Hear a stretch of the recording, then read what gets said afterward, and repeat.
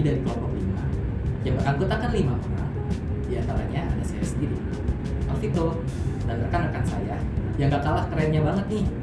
Ada Ulil, Viryal, Devni, dan Eka.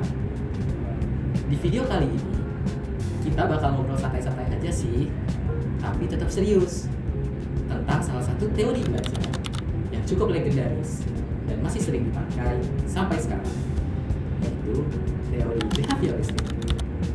Lewat video ini, kami ingin ngajak kalian semua buat bareng-bareng memahami gimana sih teori behavioristik ini bisa diterapkan dalam dunia pendidikan, khususnya di ruang kelas.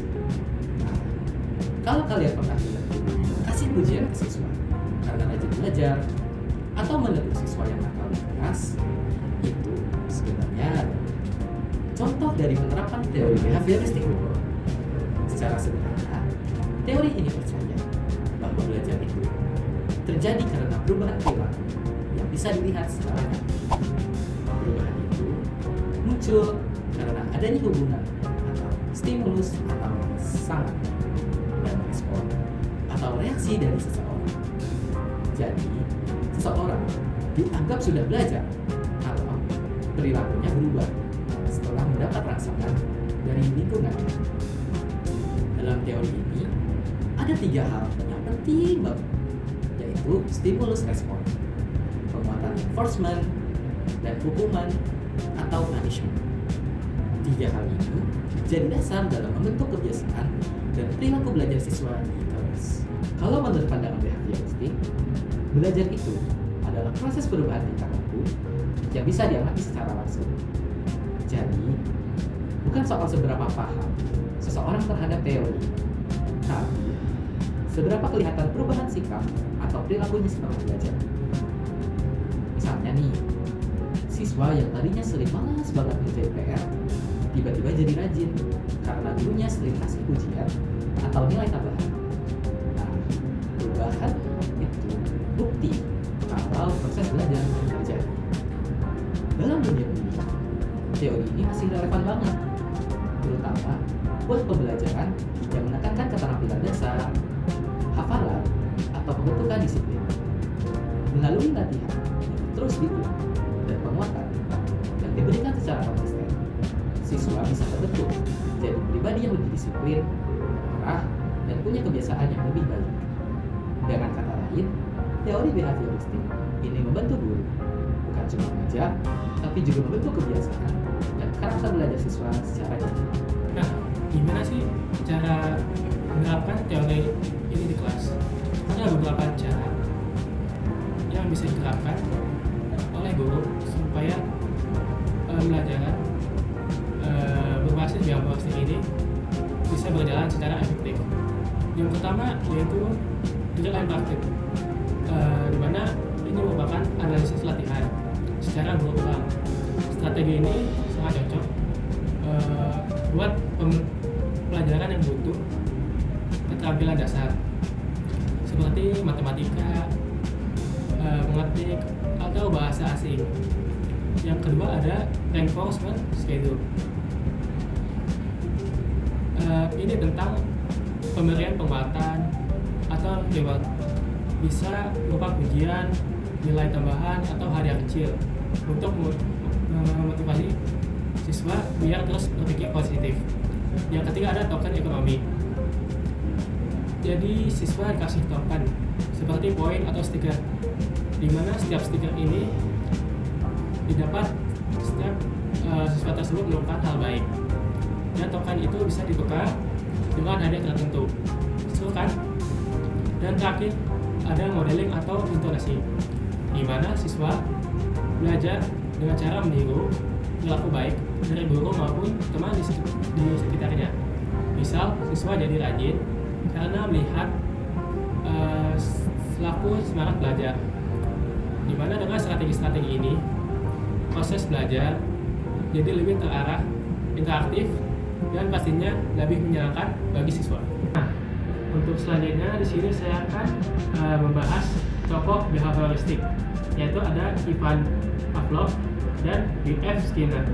Yang pertama sendiri ada Ivan Pavlov. Pavlov sendiri terkenal lewat eksperimennya, di mana dengan seekor anjing. Awalnya anjing ini cuma ngiler atau lihat makanan, tetapi setelah Pavlov bunyiin bel setiap kali, anjing tersebut datang untuk dikasih makan. Lama-lama anjing itu ngiler, cuma karena dengar suara bel, walau makanannya belum datang. Dari situ Pavlov menyimpulkan bahwa perilaku bisa dibentuk lewat asosiasi antara stimulus dan respon. Inilah yang disebut pengkondisian klasik atau classic conditioning. Lanjut ke B.F. Skinner, di mana tokoh heuristik ini yang juga bakal terkenal. Skinner menjelaskan konsep pengkondisian operan atau operan conditioning, yaitu proses belajar yang terjadi lewat konsekuensi dari perilaku. Kalau suatu tindakan diikuti oleh suatu yang menyenangkan, misalnya pujian atau hadiah, maka perilaku itu akan diulang. Tapi kalau diikuti hukuman, perilaku itu cenderung hilang. Skinner bahkan menciptakan alat bernama Skinner Box untuk meliti perilaku hewan. Dari sana ia membuktikan bahwa perilaku manusia juga bisa dimodifikasi dengan penguatan yang tepat. Kedua tokoh ini sama-sama menjelaskan bahwa belajar itu tentang membentuk kebiasaan melalui stimulus, respon, dan konsekuensi. Adapun kelebihan dan kekurangan dari teori behavioristik.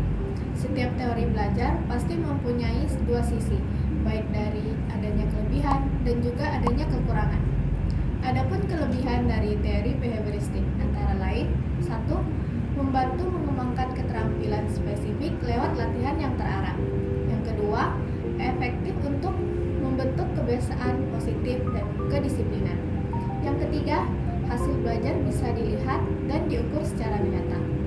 Selain itu, ada juga beberapa kekurangan dari teori ini, seperti antara lain, siswa cenderung pasif karena hanya menerima arahan dari gurunya.